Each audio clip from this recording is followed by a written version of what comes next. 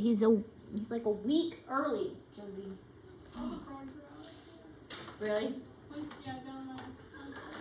Well, he's an American toad, and I usually have one or two that come every year, but I wasn't ready for him yet this year. It's just too early. So anyways, I may have to work on my pond this weekend. But I was so excited that I did not kill all the fish, that there were at least like 3 or 4 that were swimming out there, and I have to go feed them now. But, okay, anyways, we left off with population growth and exponential growth and logistic growth and that kind of thing. So now we are continuing. I'll come to the advisory because I'm going to the abandoned now and I won't come back up 7,000. Okay, well you better come because now I'll I'm come going at to. like 3 o'clock and tell you all about it. Okay. So exponential growth and logistic growth, and how with the human population there was a lot of exponential growth that was taking place as the Industrial Revolution took off and it dramatically increased the population. So there are other organisms that also experience exponential growth, but most of them are going to taper off at some point and show kind of the logistic growth when resources catch up with them and they have limiting factors that will make their population stop growing. So since their protection in the 1940s, the whooping crane population grew exponentially, from only 22 to over 500. So significant growth, but that large of a number isn't going to be able to be sustained by resources for an indefinite period of time. They are going to have to taper off eventually. Eurasian collared doves are another example.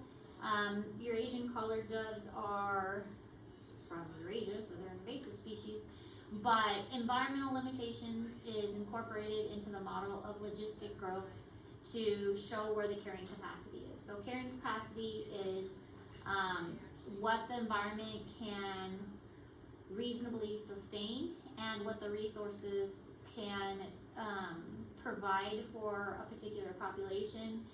And once the population gets to that line, it's going to taper off because maybe it's space and how much space that organism can have, or maybe it's how much food and how much food can be provided by that particular location.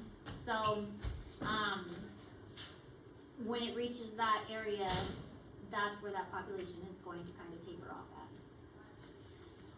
So eventually, the idea here is that everything is going to reach a certain carrying capacity, and that's where everything is going to taper off.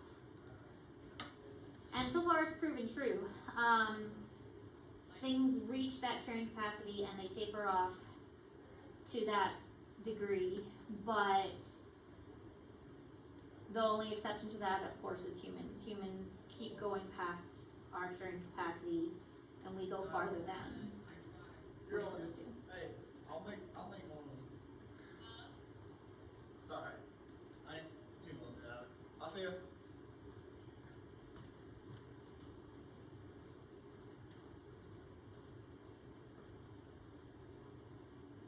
So here's the Eurasian collared dove, and after colonizing, the dove population of Great Britain grew exponentially, so it grew significantly.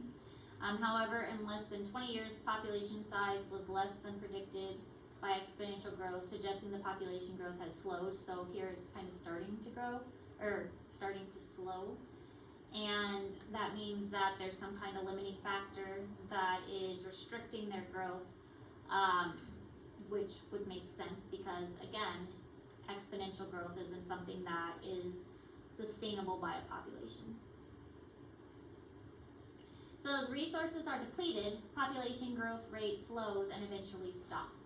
And this is what we call the carrying capacity. It's often represented by K in a math equation. Population size that a particular environment can support. So I do like this picture of a fishbowl. You can put only so many fish in a fishbowl. You can shove a bunch more in there, but that's not going to be sustainable. So the carrying capacity of this fish bowl is 3. If you shove a bunch more in there, it's just not going to work. You can't sustain this number for an indefinite amount of time. Whereas this number is something that would work for the size of this fish tank. We can talk about, like Yamori. The tank that Yamori has is sustainable for him for his lifespan, and I did a ton of work on research what is a appropriate tank size for him, and the appropriate size is that's a 20-gallon tank, and it's a vertical tank. And for the bearded dragon Liz, he needed a 40-gallon breeder tank, and that was a good size for him, and at least the smallest size that he could have. So,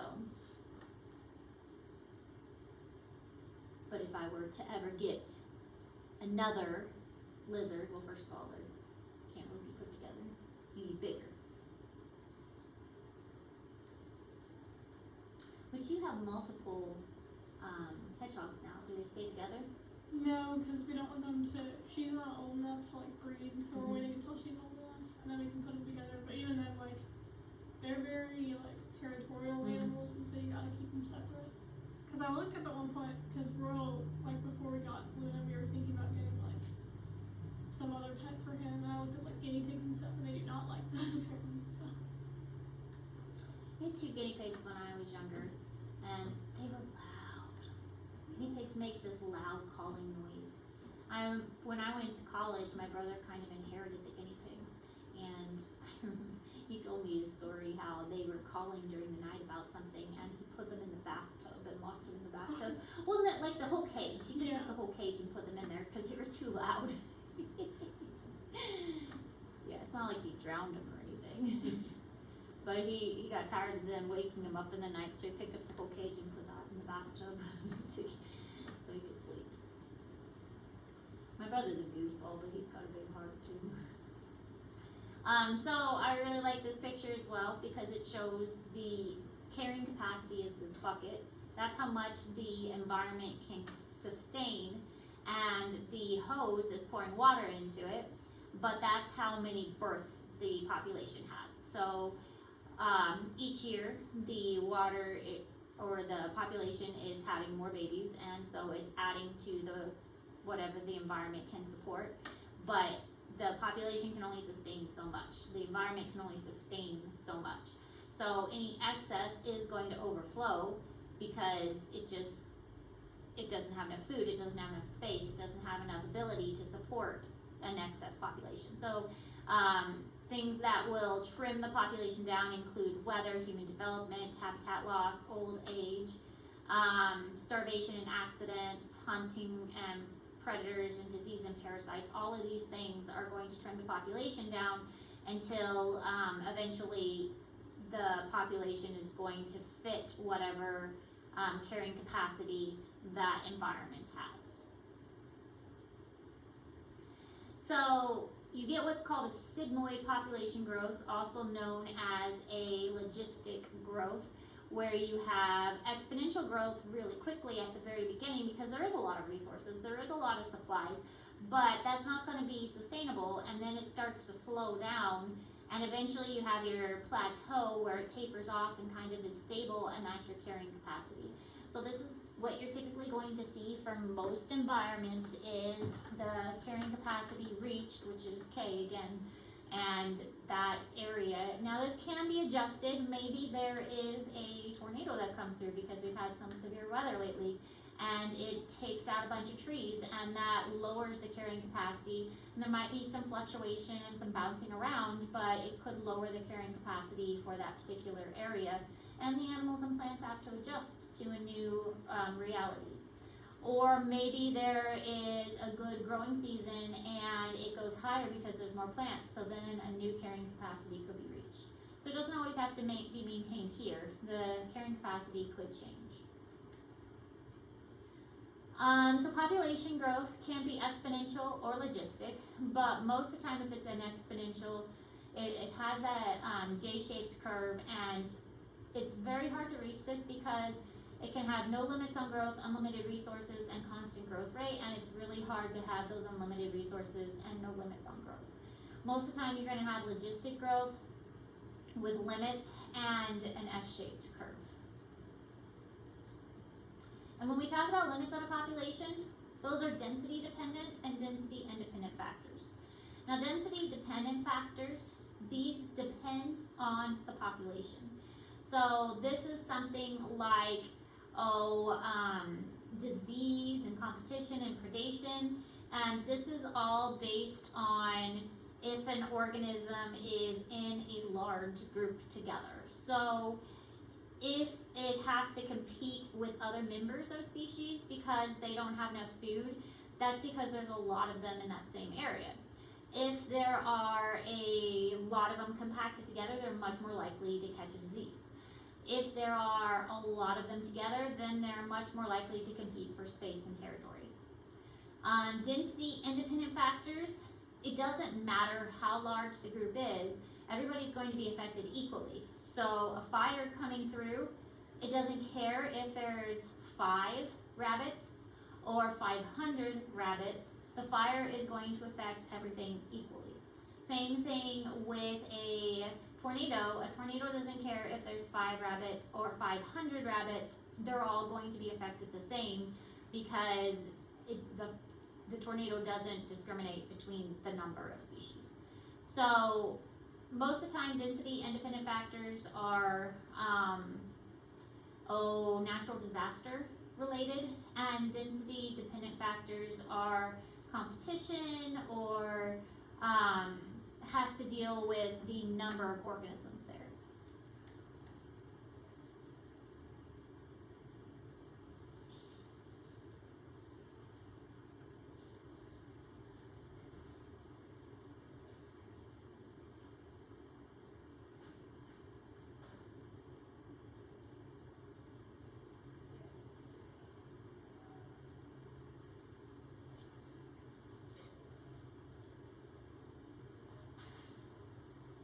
Victor's not here.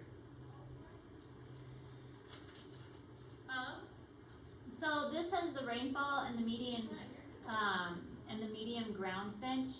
So if there is a drought or if there is more rain, then we're going to see a variation in the finch as well. Having a variation in the amount of rain is going to be a density independent factor because the amount of rain doesn't really impact how many animals there are in an area. It affects the animals equally. You can have a lot of animals, you can have a little bit of animals, but rainfall is something that is uncontrollable and it's a natural thing, so that's going to be a density independent factor.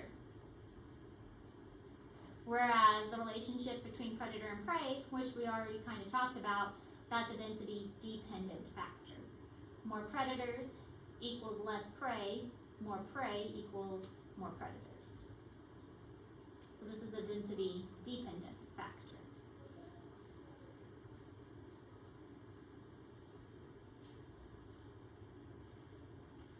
And then application to the human population. Most significant environmental problems today can be traced to effects of human population on environment. We mess things up. Important to be familiar with aspects of the human population such as history, projected growth, and the current state. So there is a significant growth in the human population and we're continuing to grow. China and India, of course, have large populations, but the United States are closely behind them in our population growth.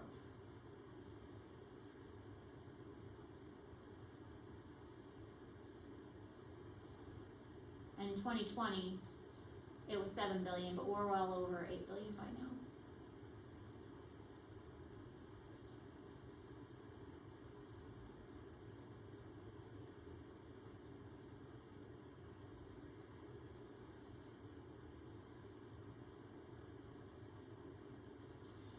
So human species is virtually everywhere.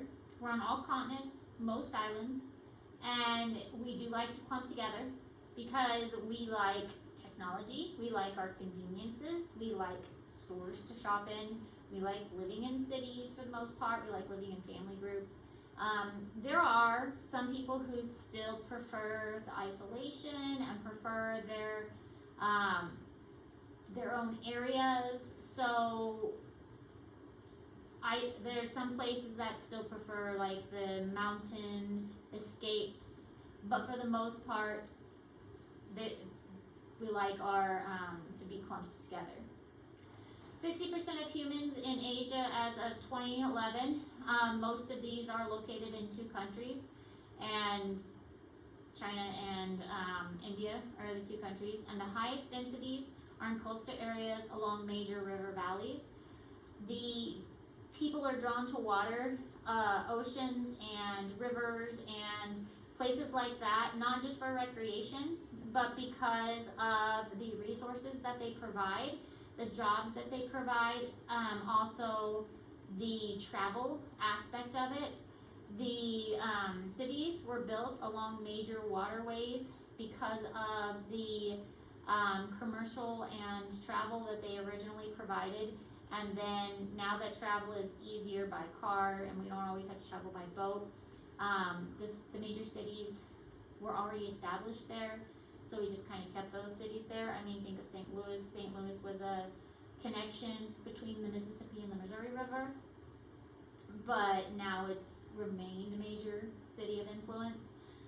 Kansas City is along the Missouri River as well, but you can think of a lot of other major cities that are along rivers or waterways.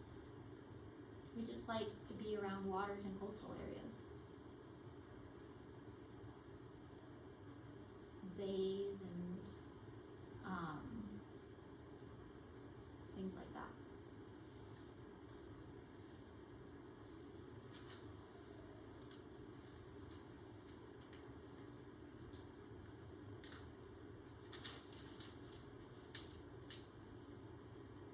So population distribution, Asia, most of the human population lives in Asia, Africa, Europe, Latin America, and the Caribbean, and then North America is actually one of the smaller ones. Oceania. Most are in Asia. Asia is also one of the largest, so that shouldn't be too much of a surprise.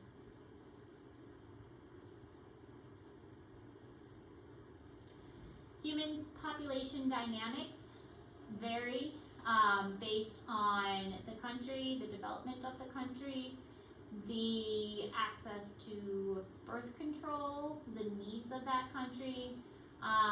Sweden has a stable age distribution, so this one's Sweden, and females on this side, males on this side, babies at the bottom, elderly at the top. So you can see here that it's pretty stable, and individuals don't really die off until we get to the upper age levels here, and same here on the male side. So it's pretty balanced on both sides here. And then when you start to get to the elderly, that's when people start to die off. But Hungary, this is Hungary, has a declining population. Birth rate is lower than the death rate. So here we have a birth rate that's not very significant. So if you compare that to the United States is a really high birth rate, and Hungary has a lower birth rate, but it starts to decline when we get up here, and that is the birth rate being lower means that the population isn't going to increase significantly, because if this goes up, that is a decline in the population. Rwanda has a growing population because the birth rate is significant. There's a really high number of babies being born, but everybody's dying at a very young age too. They don't live to be very old. So yeah, we have a wide base being born, but those individuals are not surviving very long into adulthood. So they're dying at such a young age, they're maybe not living long enough to reproduce, and they're not having very many senior citizens.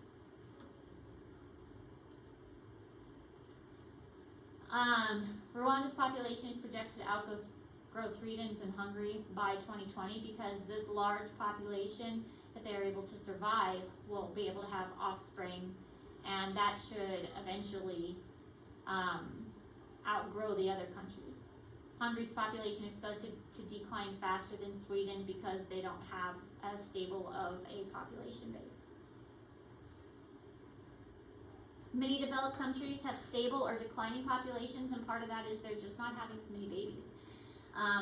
Developed countries now, they're more focused on their careers, and they're waiting until they're older to have children, and they also have access to better birth control, so they are able to do that. They're able to say, hey, especially the females, they're like, I would rather focus on my career, I don't want to have children right away, so I'm just going to wait until later, and I don't want to have a lot of kids, so I just want to have, one or maybe two, and because of that, it's not as appealing to them. They just would rather go out and work, and staying home to raise children isn't something that they want to do as much. So that is showing a decline in the population, and population size may level off or even start to grow smaller. Whereas countries like Rwanda, having an increase in population size and more children, those children will grow up to have even more children. It will just kind of have a snowball effect. And not as much access to birth control either.